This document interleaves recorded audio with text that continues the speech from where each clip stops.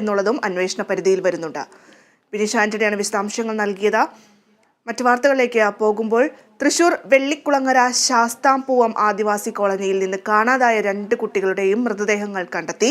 8 വയസ്സുള്ള അരുൺകുമാർ, 15 വയസ്സുള്ള സജിക്കുട്ടൻ എന്നിവരുടെ മൃതദേഹങ്ങളാണ് കണ്ടെത്തിയത്. കുട്ടികളെ കണ്ടെത്തുന്നതിനായി രാവിലെ പോലീസ്, വനംവകുപ്പ് വിഭാഗങ്ങളുടെ നേതൃത്വത്തിൽ സംയുക്ത ഓപ്പറേഷൻ ആരംഭിച്ചിരുന്നു. കാടാർ വീട്ടിൽ കുട്ടന്റെ മകൻ 15 വയസ്സുള്ള സജിക്കുട്ടൻ, രാജശേഖരന്റെ മകൻ 8 വയസ്സുള്ള അരുൺകുമാർ എന്നിവരെയാണ് കഴിഞ്ഞ 2-ാം തീയതി മുതൽ കാണാതായത്. ഇതിൽ 8 വയസ്സുകാരൻ അരുൺകുമാറിന്റെ മൃതദേഹമാണ് ആദ്യം കണ്ടെത്തിയത്. അരുൺകുമാറിന്റെ മൃതദേഹം കണ്ടെത്തിയ ഭാഗത്തു നിന്നും 500 മീറ്ററോളം മാറിയാണ് സജിക്കുട്ടന്റെ മൃതദേഹം കണ്ടെത്തിയത്. വനാതിർത്തിയിലെ ഫയർ ലൈന് സമീപമായിരുന്നു ഇരുവരുടെയും മൃതദേഹം കണ്ടെത്തിയത്. ശാസ്താംപൂവം കോളനിക്ക് സമീപം വനത്തിൽ നടത്തിയ തിരച്ചിലിലാണ് മൃതദേഹം കണ്ടെത്തിയത്. 15 പേർ അടങ്ങുന്ന 7 സംഘങ്ങളായി തിരിഞ്ഞ് നടത്തിയ തിരച്ചിലിലാണ് മൃതദേഹങ്ങൾ കണ്ടെത്തിയത്. സംഭവത്തിൽ പോലീസ് വിശദമായ അന്വേഷണം ആരംഭിച്ചു.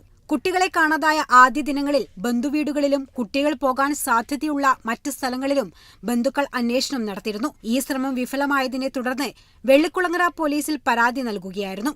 Kerala vision news, Thrissur.